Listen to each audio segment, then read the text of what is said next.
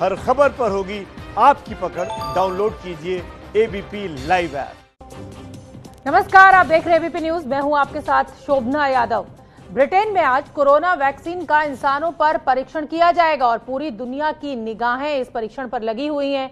परीक्षण पर हर बड़ी खबर हम एबीपी न्यूज के जरिए से आपको देंगे, लेकिन वैक्सीन के अलावा एक और इलाज की चर्चा इस समय पूरी दुनिया में है।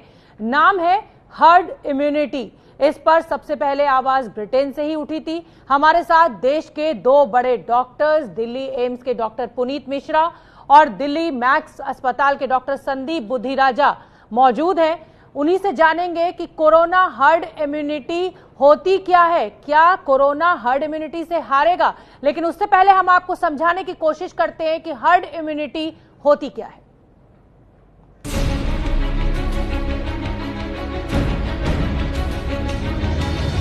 हर्ड इम्यूनिटी यानी सामूहिक प्रतिरोधक क्षमता विकसित करने को कोरोना से दुनिया भर की लड़ाई में एक बड़े हथियार के तौर पर देखा जा रहा है। हिंदुस्तान में इसके सफल होने के तर्क भी गढ़े जा रहे हैं, लेकिन सबसे पहले ये जानना जरूरी है कि हर्ड इम्यूनिटी है क्या। अगर कोई बीमारी किसी समूह के बड़े हिस्से में फैलती है तो इंसान की इम्यूनिटी बीमारी से लड़ने में संक्रमित लोगों की मदद करती है। जो लोग बीमारी से लड़कर पूरी तरह ठीक हो जाते हैं वो उस बीमारी से इम्यून हो जाते हैं, यानी उनमें प्रतिरक्षात्मक गुण विकसित हो जाते हैं। हर्ड इम्यूनिटी की थ्योरी सबसे पहले ब्रिटेन के चीफ वैज्ञानिक सलाहकार सर पैट्रिक वॉलेंस ने दी। हर्ड इम्यूनिटी के सिद्धांत के मुताबिक जब कोरोना संक्रमण बड़े हिस्से में फैलेगा तो संक्रमित लोगों के शरीर में कोरोना से लड़ने की क्षमता बढ़ जाएगी। इससे उनके शरीर पर कोरोना के संक्रमण का कोई असर नहीं होगा और फिर कोरोना भी शरीर में पहले से मौजूद करोड़ों अरबों वायरसों की तरह एक आम वायरस बनकर रह जाएगा। इसके लिए खसरा संक्रमण का उदाहरण दिया गया है। खसरा एक बार हो जाए तो शरीर इससे इम्यून हो जाता है और फिर ये संक्रमित इंसान के जीवन में दोबारा नहीं होता। ब्रिटेन में इस थ्योरी का बड़ा विरोध हुआ और आखिरकार जॉनसन सरकार को कदम वापस खींचने पड़े। अब जानिए कोरोना के खिलाफ हर्ड इम्यूनिटी हासिल करने की शर्तें क्या हैं। किसी देश की 60% आबादी कोरोना संक्रमित हो और उससे लड़कर इम्यून हो चुकी हो। सवाल ये है कि क्या भारत में हर्ड इम्यूनिटी हासिल करना संभव है? तो इसके लिए भी वैज्ञानिकों और डॉक्टरों के अपने अपने तर्क हैं। एक्सपर्ट्स का कहना है कि अगर अगले 7 महीने तक नियंत्रित तरीके से वायरस को फैलने दिया जाए तो नवंबर तक देश की 60% आबादी कोरोना से इम्यून हो जाएगी और तब ये बीमारी फैल नहीं सकेगी। मतलब देश में करीब 78 करोड़ लोग कोरोना संक्रमित हों और फिर उससे लड़कर ठीक हो जाएं। एक्सपर्ट्स के मुताबिक भारत की 93% आबादी 65 से कम उम्र की है, इसलिए यहाँ कोरोना से मौतों की दर यूरोपीय देशों के मुकाबले बहुत कम होगी। हालांकि एक्सपर्ट्स की इस थ्योरी पर भी सवाल हैं, जो गंभीर भी हैं और उनका जवाब भी नहीं है। अगर नियंत्रित तरीके से वायरस फैलने दिया जाए तो भारत में कितनी मौतें हो सकती हैं? युवा आबादी कोरोना संक्रमण से लड़ लेगी, इसकी क्या गारंटी है? 60% आबादी को संक्रमण हुआ तो अचानक बढ़े मरीजों की भीड़ से कैसे निपटेंगे? कोरोना से ठीक हुए मरीजों के शरीर में एंटीबॉडी बनेगी, इसकी क्या गारंटी है? कोरोना से ठीक हुए मरीजों में दोबारा कोरोना संक्रमण नहीं होगा, इसकी क्या गारंटी है? तो हर्ड इम्यूनिटी की तरफ दुनिया कदम तो आगे बढ़ाने की बात कर रही है, लेकिन इसके साइड इफेक्ट्स भी होंगे, इसके नेगेटिव इफेक्ट्स भी होंगे। दो डॉक्टर्स हमारे साथ जुड़े हुए हैं, जैसा कि मैं लगातार आपको बता रही हूं। दिल्ली एम्स के डॉक्टर पुनीत मिश्रा और दिल्ली मैक्स अस्पताल के डॉक्टर संदीप बुद्धिराजा, आप दोनों का बहुत बहुत स्वागत। डॉक्टर संदीप, आपसे जानना चाहूंगी, हर्ड इम्यूनिटी, क्या आप इसको मेरे दर्शकों के लिए आसान शब्दों में एक्सप्लेन कर सकते हैं? देखिए, किसी भी बीमारी से इम्यूनिटी तब होती है या तो वो आपको खुद को बीमारी हो जाए ताकि आपकी बॉडी उसके अगेंस्ट कुछ एंटीबॉडीज प्रोड्यूस करे, या दूसरा तरीका है वैक्सीनेशन। वैक्सीनेशन भी वही काम करती है जो नेचुरल इन्फेक्शन है। वैक्सीनेशन दिया, उसके 2-4 हफ्ते के बाद आपकी बॉडी खुद उस वायरस के अगेंस्ट या उस बैक्टीरिया के अगेंस्ट एंटीबॉडीज प्रोड्यूस करती है। तो ये वैक्सीन का प्रिंसिपल है। तो हर्ड इम्यूनिटी ये है कि एक देश में ज्यादा पॉपुलेशन को ये एंटीबॉडीज बॉडी में आ गई हैं, इम्यूनिटी मिल गई है, या नेचुरल इन्फेक्शन से या वैक्सीन से। अब इस कोरोना वायरस के केस में वैक्सीन तो अभी कोई है ही नहीं, तो सिर्फ एक ही तरीका है जिससे आपको इम्यूनिटी मिल सकती है, वो है जब आपको खुद को इन्फेक्शन हो चुका हो। जो चीज हमें अभी नहीं पता, पुरानी जो इन्फेक्शन है जिनके बारे में हमें मालूम है कि कई बीमारियां ऐसी हैं कि एक बार आपको हो जाए तो जिंदगी भर वो दोबारा नहीं हो सकती, क्योंकि वो एंटीबॉडी की मात्रा इतनी रहती है और फिर एक उसमें बॉडी में मेमोरी बन जाती है कि 20 साल 50 साल के बाद भी दोबारा कभी उससे आपको एक्सपोजर हो तो इन्फेक्शन नहीं हो सकता।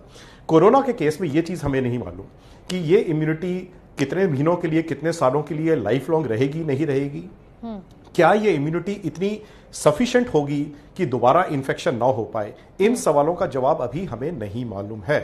और अगर हम कहें कि हिंदुस्तान में कितनी परसेंटेज लोगों को ये इन्फेक्शन होना चाहिए ताकि पूरे देश में एक हर्ड इम्यूनिटी हो जाए, ताकि ये ट्रांसमिशन साइकिल हम ब्रेक कर सकें, तो जैसे आपने अपनी न्यूज में बताया 60% एक एवरेज नंबर है, लेकिन इसकी रेंज है 58 से 82% पॉपुलेशन को इन्फेक्शन होना चाहिए ताकि ये स्प्रेड एक से दूसरे को रुक सके।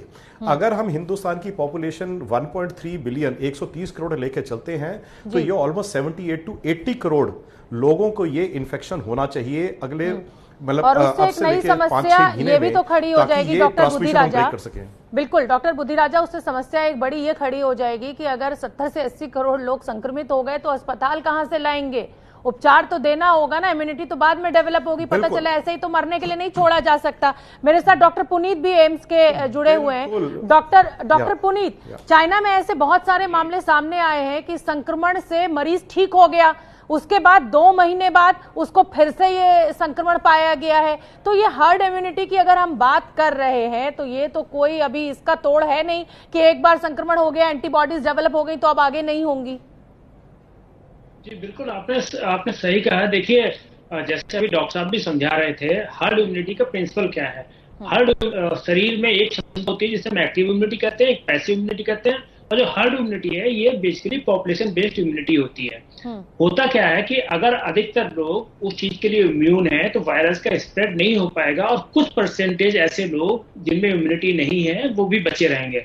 और ये अलग अलग बीमारी के लिए अलग अलग परसेंटेज ऑफ पॉपुलेशन चाहिए होता है। जैसे करीब कहते हैं मीजल्स में 94% पॉपुलेशन अगर आपकी वैक्सीनेटेड होगी, पोलियो के लिए करीब 80% था। हर्ड इम्यूनिटी में एक चीज और आती है। देखिए, आजकल आपने देखा होगा विभिन्न लोगों के विभिन्न प्रकार के बीमार है कि साहब हमें हर्ड इम्यूनिटी होनी चाहिए, हमें खोल देना चाहिए लॉकडाउन, हमें क्या करना चाहिए। लेकिन हर्ड इम्यूनिटी का एक बहुत बड़ा प्रिंसिपल जो सामने आता है वो ये कहता है कि हर्ड इम्यूनिटी में 2 चीजें देखी जाती हैं। एक, जो इसका दूसरा कोई रिजर्वायर नहीं हो, कहीं और से इन्फेक्शन नहीं हो रहा, और दूसरी जो इंपॉर्टेंट चीज है वो इसमें लॉन्ग लास्टिंग इम्यूनिटी होनी चाहिए। अभी तक जो कोरोना नोवल कोरोना वायरस है, इसके रोज रोज नए नई चीजें हमें आयाम मालूम चल रहे हैं। अभी कोरिया से भी ऐसी खबर आई है, चीन से भी ऐसी खबर आई है, कुछ अन्य देशों से भी ऐसी खबर आई है कि लोगों में दोबारा इन्फेक्शन हुआ है।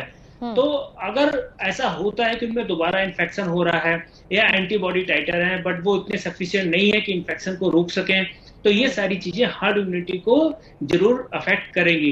तो अभी ये बहुत ही उसके साथ नहीं कहा जा सकता सत्यता के साथ कि क्या हर्ड इम्यूनिटी सच में पूरे देश के लिए कार्य करने वाली है या नहीं, क्योंकि जब तक हमें इन सारी चीजों के पूरे उत्तर नहीं मिल सकते हैं, जब तक हम ये नहीं जानते हैं कि कितनी लॉन्ग लास्टिंग इम्यूनिटी है, और अगर एंटीबॉडीज बन रही हैं तो वो जो एंटीबॉडीज है प्रोटेक्टिव टाइटर्स हैं या नहीं है, और कब डिके कर रहे हैं, ये सारी चीजें जब तक पूरी इंफॉर्मेशन नहीं है तब तक इसमें बोलना उचित नहीं हो।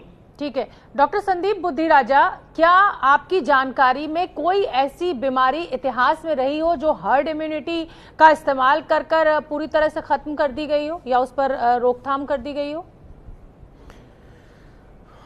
देखिए, अगर आप ये सवाल मुझसे 100 साल पहले पूछते तो मैं ये कहता 1918 का जो स्पेनिश फ्लू हुआ था वो प्रोबेबली हर्ड इम्यूनिटी की वजह से ही आखिर में खत्म हुआ, क्योंकि पूरी दुनिया में इतने लोगों को ये फैल चुका था कि वायरस को आगे कोई इंसान मिला ही नहीं जिसमें वो फैल सके। लेकिन आज की स्थिति में, आज की तारीख में ये कहना कि देशों को हर्ड इम्यूनिटी पे छोड़ देना चाहिए, इन्फेक्शन होने दीजिए और अपने आप देखा जाएगा, अपने आप खत्म हो जाएगी, ये मैं आज की दुनिया में, आज की साइंस की नॉलेज के बेसिस पे मानने को तैयार नहीं हूं। यूके ने भी सोचा, लेकिन 3-4 हफ्ते के अंदर उनको अपना डिसीजन रिवर्ट करना पड़ा, और जब तक रिवर्ट करा उन्होंने डिसीजन, वो बहुत लेट हो चुके थे। हिंदुस्तान को ये गलती नहीं करनी चाहिए। हर्ड इम्यूनिटी जो होगी वो होगी, लेकिन इस पे हमें नहीं बैठे रहना कि 6 महीने तक वेट करते हैं, हर्ड इम्यूनिटी आएगी फिर कुछ करना नहीं है। और अब कर क्या सकते हैं? कर ये सकते हैं कि 2 ही चीजें हैं जो इसको रोक सकती हैं हर्ड इम्यूनिटी के अलावा। और हर्ड इम्यूनिटी में जैसे सही कहा कि अगर हम वेट करें कि 80 करोड़ भारतीयों को ये इन्फेक्शन हो जाए तो उनमें से लाखों में, मिलियंस में लोग जो हैं वो मरेंगे, अस्पताल जाएंगे, और कोई भी अस्पताल दुनिया भर में इतना प्रिपेयर्ड नहीं है, किसी भी समय ना आगे होगा ना आज है, उतने मरीजों को हैंडल करना, इसलिए वो चीज गलत है। दूसरा आपने कहा कि हम कंट्रोल्ड वे में इंफेक्शन होने दें। कैसे? वायरस हमारे हाथ में तो है नहीं कि उसको हम कंट्रोल में कि आज आप 100 मरीज लो, कल 100 मरीज लो। पता नहीं लग पा रहा है कि मैसेंजर कौन बन जाता है और कैसे बन जाता है। तो फिर आप हर्ड इम्यूनिटी का अगर एक्सपेरिमेंट करें और लाखों लोगों की जिंदगी की कॉस्ट पे करें तो ये कहीं ना कहीं मतलब कहा जाए कि गलती होगा। डॉक्टर पुनीत मिश्रा, चाहे हम इबोला की बात करें, चाहे हम सार्स की बात करें, कोरोना वायरस से पहले भी कई बीमारियां फैल चुकी हैं, क्या उस समय हर्ड इम्यूनिटी को लेकर विचार हुआ था? क्या किसी देश ने इससे लड़ने की, इबोला से और सार्स से कोशिश की थी हर्ड इम्यूनिटी के जरिए? देखिए, जब पहले सार्स का आउटब्रेक हुआ था या इबोला हुआ था तो वो बहुत ही एक छोटे एरिया में ही कंटेन कर लिया गया था और बहुत ज्यादा नहीं फैल पाया था। आप इबोला की जहां तक बात करते हैं उसमें बहुत हाई मॉर्टेलिटी थी और उसको अफ्रीका में कंटेन कर लिया गया था, पूरी दुनिया में नहीं फैला। जो हर्ड इम्यूनिटी का अगर कॉन्सेप्ट आपको समझना है तो दो बीमारियों में ज्यादा अच्छे से समझा जा सकता कि आज के परिप्रेक्ष्य में एक पोलियो बीमारी थी जो अभी हमने अपने देश से खत्म कर दी है। दूसरा परिप्रेक्ष्य है इसके मीजल्स के बारे में, इसमें हम ज्यादा अच्छी तरीके से समझ सकते हैं। तो मैंने बताया कि जैसे पोलियो के बारे में जब हम चर्चा कर रहे थे तो ये था कि अगर करीब 80% से 85% की अगर हमारी पॉपुलेशन है और उसको हमने वैक्सीनेट कर दिया तो इसको हम कम कर पाने में शायद सक्षम होंगे और अल्टीमेटली हमने इसे कंट्री से खत्म किया। मीजल्स में करीब 94% है। लेकिन अभी क्या दिक्कत क्या है इस बीमारी में, कोरोना में जो हम बात कर रहे हैं, देखिए कोरोना वायरस जो अभी नोवेल कोरोना वायरस आया है इसके बारे में बहुत सारी चीजें हमें नहीं मालूम है कि इसकी इम्यूनिटी लॉन्ग लास्टिंग है, शॉर्ट लास्टिंग है, आगे वायरस कैसे बिहेव कर रहा है और किस टाइप की इलनेस दे रहा है। अगर आप इसके सिम्टम्स पे जाएंगे और पेशेंट्स के ऊपर जाएंगे तो रोज नई नई बातें समझ में आ रही हैं।